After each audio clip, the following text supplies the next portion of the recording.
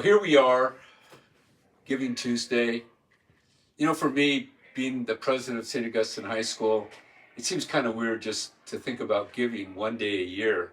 I'm sure all of you are into giving multiple days a year, but this is a focus, and we've been focused some time on building a stronger endowment fund. And I would love all of you out there to be part of that, because in the community that we live, we have a lot of boys' families who might not be able to afford a St. Augustine education. And we know that it's a very valuable commodity in today's world.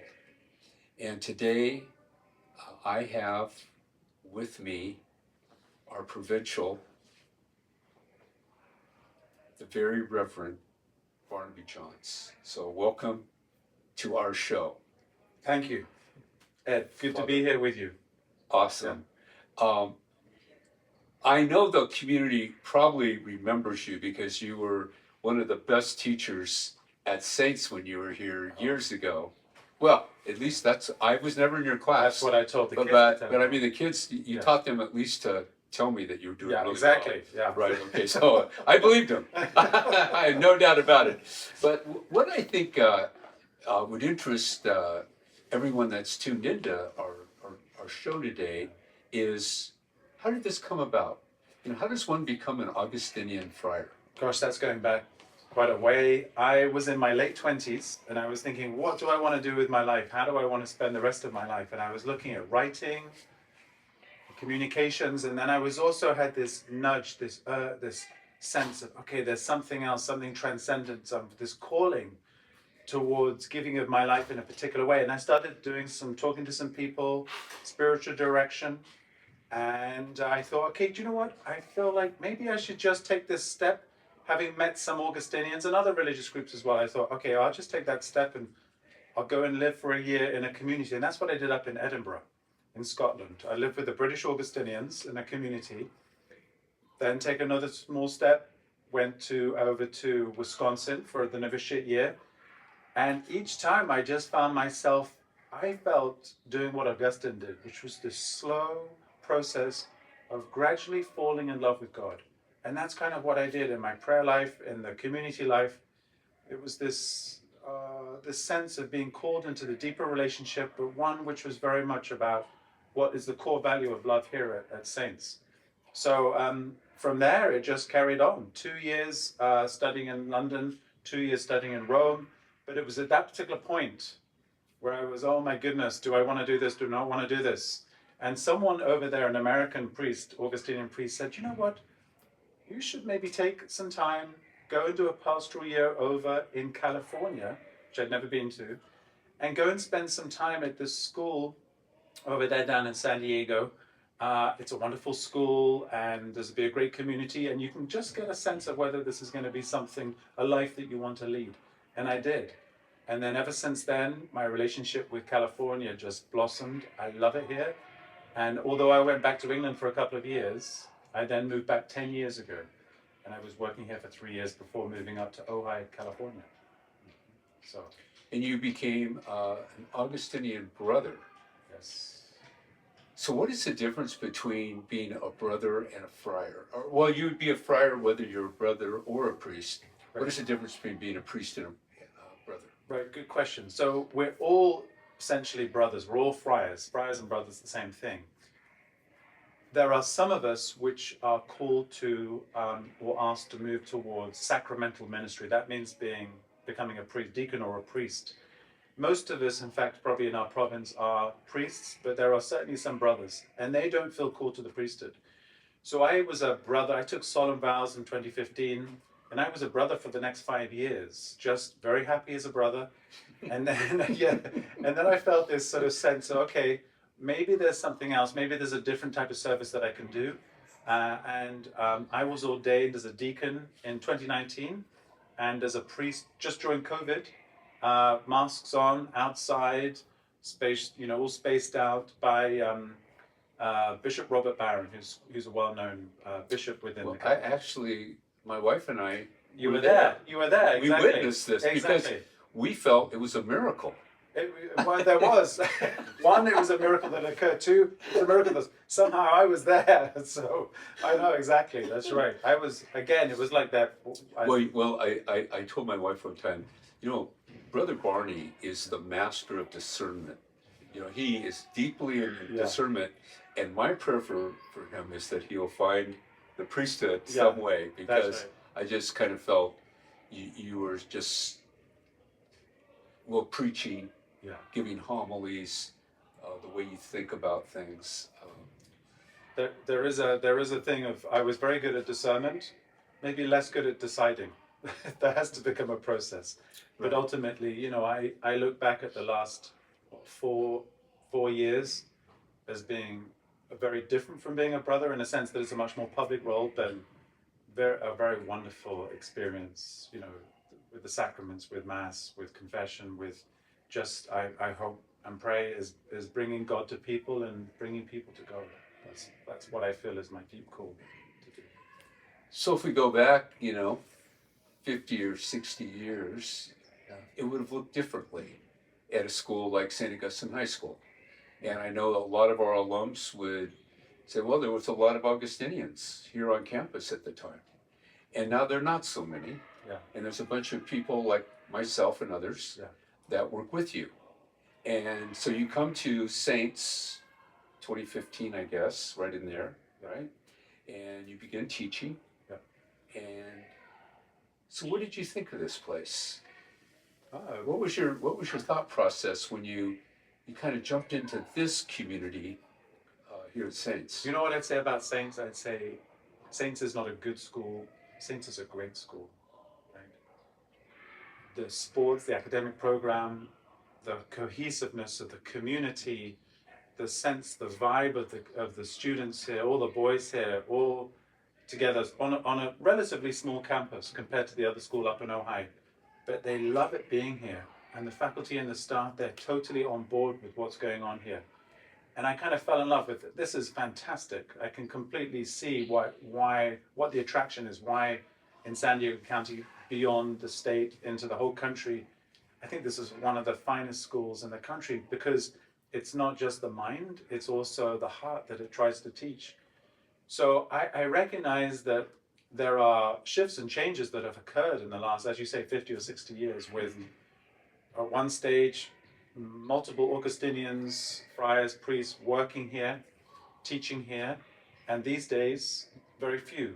Mm-hmm. But I feel like the spirit of the Augustinian charism is now shared with men and women who work here, who come here not just as a job or as a career, but as a vocation in itself.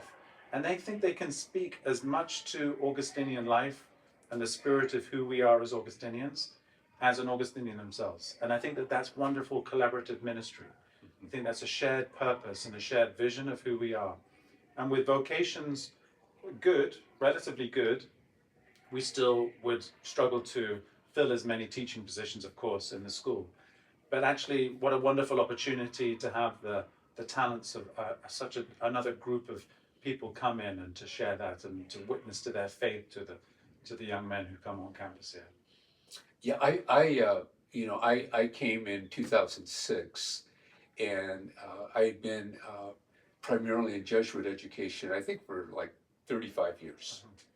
And so this was brand new to me as well as you when you first started. I mean, you kind of start someplace. And I remember Father Keller came in one day and he said, Ed, I'd like you to read these two books. And they were both about Augustine and the Augustinians. And I said, oh, I'd be happy to. Any particular reason why? And he said, well, Ed, you sound way too Jesuit.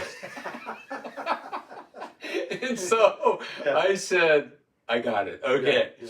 And so, but what that led for me was kind of a deep dive into Augustine, read the Confessions. It was interesting. I went to a Jesuit university. The first book we read in philosophy was the Confessions. And my Jesuit teacher said, pay attention. Yes. He knows what he's talking about. Yeah, right, exactly. Right? He knows the human condition. But when I was rereading it, obviously as an older man, it just resonated with me so much. Yes. And I feel, in a way, like I'm an Augustinian. Yeah. I'm just not a priest. Yeah. But I am an Augustinian Yeah. because I am attempting to pattern my life, Yeah. like you guys, in not the same ways, but in different ways. In terms of bringing community, truth, and love to a place, in making sure that the faculty, the coaches, whoever they are, the parents understand what we're about. Absolutely. That's a great story there, Ed, because if you look at the Confessions, you look at the life of Augustine, he starts out describing his misspent youth, his search for God, his conversion experience, his return to Africa, his desire to live with his brothers, then becoming a priest, and then a bishop. It's not even in the story. I mean, you can understand that journey of Augustine, that pilgrimage journey, at multiple levels. Oh, yeah. And enter into it in different ways and still feel this spirit of what the restless heart which is called towards God. Mm-hmm. And that's what we share in common. And yes, we need priests, but we need great, heads of school. We need great presidents. We need great biology teachers. We need great Spanish teachers. Whatever it is, if they can hold on to something about that, then there's something really, really wonderful. I think, yeah. And I think the big difference for me is how close we are. Yeah. Here at this school, and I go up to Villanova Prep where you live. Maybe I need to go more, but I have the same sense about Villanova Preparatory as well. I've been to Villanova University. I sense it there, and it's hard to in a university, a little harder, I think. And then the Augustinian Secondary Education Association, with all the heads of school, I feel it there as well. And it's the feeling of wanting to belong. Yes. And to be accepted for who you are. Yes. In the group is huge, It's and wonderful. especially for young boys who are trying to find themselves. Absolutely, that's amazing, isn't it? I always find, because we're pretty soon we're going to have the Student Augustinian Values Institute. We are. And I remember the students from these schools, they come and they're surprised. Maybe they shouldn't be, but they're surprised by, oh, that's the same, and that's the same, and that's the same, and we see what our commonality, our who we are, what we share in common with one another. And that's going back to the root of what Augustine wanted. He wanted us to share all things in common. Mm-hmm. We share unity together, love together, truth together, and we try to deepen our understanding of those. And if you're from the East Coast, the West Coast, Canada, Midwest, doesn't matter. We enter deeply into this experience. And again, I think it's surprising, but it's being surprised by the joy of the gospel, really, at the heart of it. Yeah. Well, certainly for me, it was renewed. Yeah. 19 years ago. So, if I were to ask you, what is the long-term value to a young man graduating from St. Augustine High School to the world? What would be your response? I would say I heard an interesting from an alum from the other school up in St. Villanova Prep School up in Ohio. He said he was also educated by the Jesuits at college level. Okay. Many years ago, and he said, not to bash on the Jesuits, of course, because they're great, but he said that the Jesuits taught me how to study to the test and to pass. But the Augustinians, when I was at high school, taught me about what it is to be a human being. And I thought that was a very remarkable thing, in a sense that, again, it gets back to at the very heart of the mission here at St. Augustine High School is to consider the whole person, the whole young man, and that sense of maturity and growth that we see in mind, body, and heart. And we want for these students to graduate and go out and create a real profound impact on society, and to take what they've gained here and to really, and this isn't just hyperbole, to really change the world around them, to really be leaders in society, to really impact in their relationships with their families and their friends, to be work colleagues who show a different dynamic to what it is to be a human being. And that comes again from that sense of Augustine's love of beauty, Augustine's love of truth, Augustine's sense of the pilgrimage towards integrity and a recognition of grace that comes in our lives. So it's kind of hard to put your finger on exactly, but there's some transcendent dimension, I think, to what's being given to these students where they want to come back here because they know what they've gained here. They come here, but they're leaving, but they never really leave as well. It's always the same type of experience. There's such a sense of fraternity here. It's wonderful. I hope you have a sense of the value of this work here at 3266 Nutmeg Street.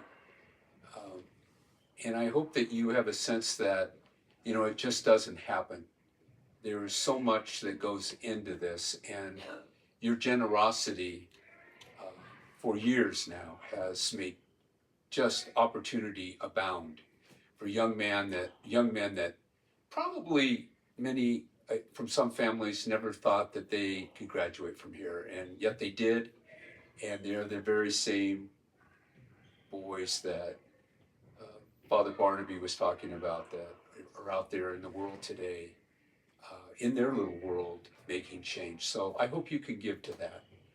I think it's important to support those kinds of efforts, because as we look around in our society, there are not many other types of institutions giving the world what St. Augustine High School is. Thank you, Father Barnaby. Thank you, Ed.